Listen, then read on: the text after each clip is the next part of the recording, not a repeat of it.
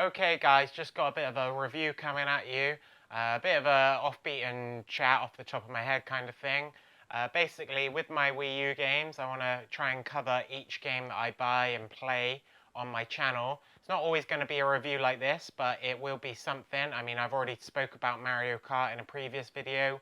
I've got a Super Mario World 3D Land thing coming up as well, which is a bit of a gameplay kind of look at briefly, something a bit different for me. And then also these sort of top of the head kind of reviews, if you will. Anyway, I'm going to move on to the actual review for this video. As you can see from the title and the video here, we are playing 007 Legends. Now, what other films will work so perfectly when licensed over and developed into a video game than James Bond 007? Not very many come to mind off the top of my head, and that being said, we have had some absolutely cracking James Bond games from the past. Not just the glaringly obvious 007 GoldenEye for the N64, but all those games on the PS2 I absolutely love.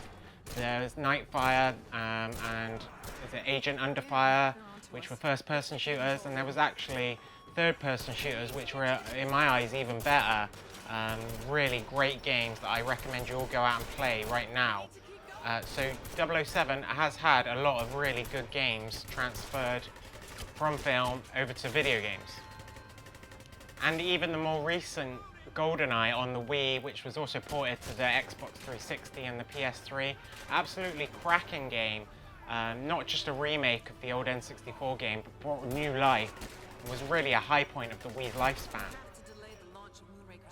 So how does 007 Legends compare to those great games of the past? Well, in all honesty, it's a bit of a mixed bag, but let's get a bit more in depth into it.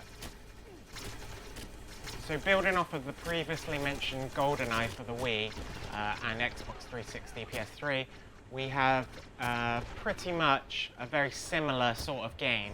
And visually, it's not really improved that much from the previous game. Even though it's on the now much more powerful Wii U, I would have personally liked some more details in the textures, some more variation going on. Just an overall improvement. I mean, it's slightly better, but it's nothing majorly blowing my mind whilst playing this. However, I do know there was development issues and it was a very rushed game to come out. And yeah, there was a bit of an interesting backstory to the development history. I'm not going to go into that now because I don't know the full details, but I know that it was not a great game to work on behind the scenes. So that could maybe speak to why this is a mixed bag in total. Now, in terms of gameplay, the missions themselves are actually set over 5 of the classic James Bond films. And also, the Wii U included on disc a 6th mission from an extra film.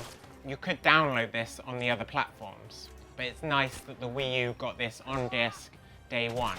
So yeah, 6 missions based on 6 different films. Sounds fantastic, what a great idea.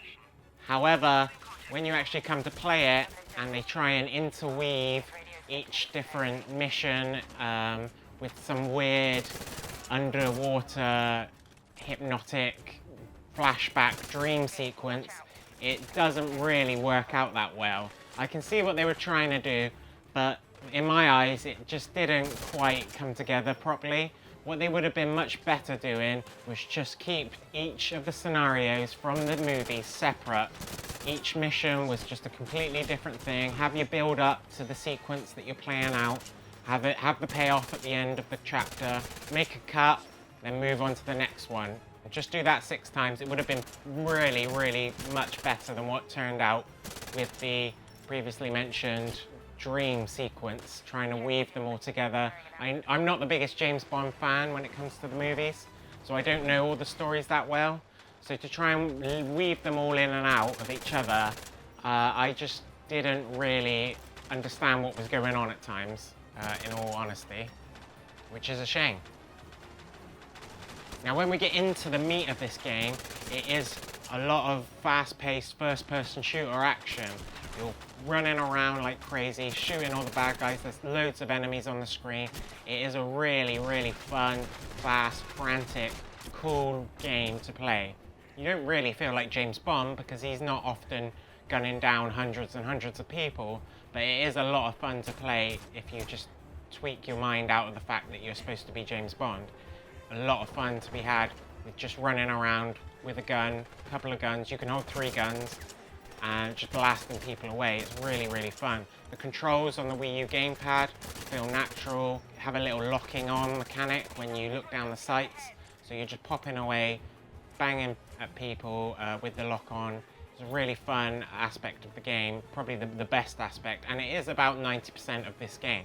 However, there's not that much variation in what you're actually doing. Everything basically feels like you're running through one scene after the next, pretty much shooting at fish in a barrel, so to speak. I will just add that there's not a huge amount of use with the gamepad screen.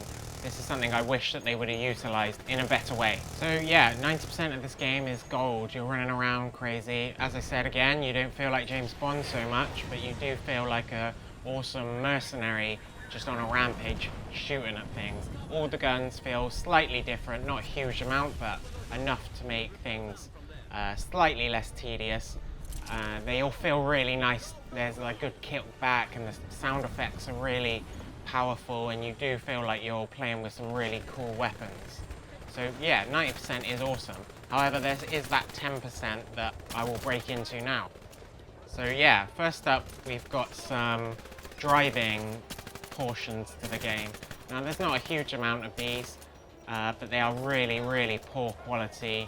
The controls on them are horrible. You're flying along at top speeds in a first-person view on a predetermined path, but you can still move left and right on this path, just bumping into invisible walls. And if it wants you to go right, you're going to go right, but you have a bit of leeway about it. It's a bit hard to explain, but it's just really poorly done. You have obstacles fly in your way that just come out of nowhere, and you have no time to really react to them, so there'll be a lot of restarts with these. It's very frustrating. At times you also have to shoot as well as you steer, and it just really doesn't work well at all. It's possibly the most frustrating part of this game. It's a huge letdown, especially when you think James Bond is all about his fast cars and his cool gadgets. Now, if the car scenes were bad, and trust me, they are, the stealth aspects of this game are absolutely horrendous and even laughable. At times, you'll find yourself needing to go into stealth mode.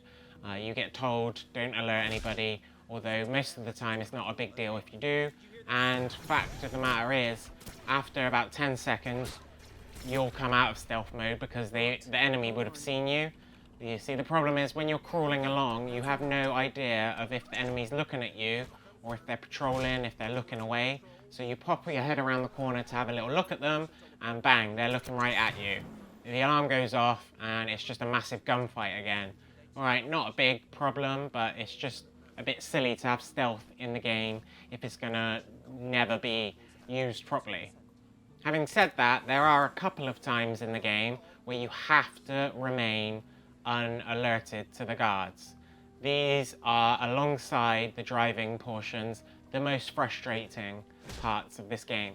If you can't tell where the enemies are looking at, whether they're looking at you or they're looking away from you, and you have to go sneak past them and go unnoticed, it just really doesn't work because they'll be able to see you a lot of the time. And then if the alarm goes off and you have to restart the section, so frustrating. There's this one part of this game, and it took me about 10 attempts to get through, maybe even more than that, to be honest. It was just a real nightmare. I don't know why they thought that this game was passable like that, but they let it go by, I suppose. Really poor portion of the game. So you think maybe that covers the other 10% of the game that's bad, but there's one more thing that's really, really a huge letdown, actually, and it's the boss fights. 6 missions, all built up into fighting the end of the film boss, if you will, and what better villains do you have to work with than the James Bond villains, right? So when it comes up to fighting these well-known bad guys, and all you have to do is go into a quick timed event scene, just flick in the analog sticks when you're told to, or when he's open to receiving a punch, and then tapping on the button a few times when he comes at you. It's just a huge letdown. I mean, you can see what's going on in this clip, and it's just a terrible way to have a boss fight. Just a really poor, huge letdown. As I said, James Bond enemies are some of the best ever, and to just have to flick the stick a few times to beat them, there's really very little interactivity. It's very poorly thought through, and every boss fight's pretty much the same. So yeah, there are some pretty big, frustrating, disappointing parts of this game, but as I said, that's only 10% of this game. 90% of this game is really fun, really fast-paced, a lot of action going on, and it's a great FPS. I would highly recommend playing this game. You can get it now for the Wii U for under a tenner. I think I picked mine up for £6, so go and do it on eBay now. It's well worth it if you've got a Wii U. Go and get the game. Oh, there is online mode, which people still play. It was really laggy for me, but that might just be my internet. And there's also, I think, a co-op challenge mode. So I didn't try this, but there is more to it than just the campaign. So yeah, go and buy the game, guys. It is well worth it, even with the disappointing aspects I pointed out. That is 007 Legends. Hope you enjoyed.